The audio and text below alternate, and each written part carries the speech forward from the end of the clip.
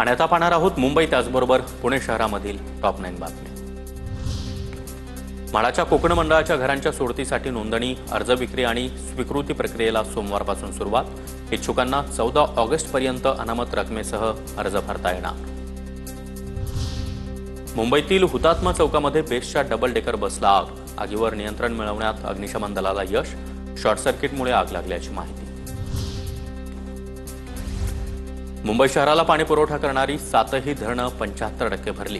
धरण क्षेत्रामध्ये होत असलेल्या पावसामुळे पाणी साठ्यात मोठी वाढ। धरणं लवकर भरत असल्यानं मुंबईकरांना दिलासा।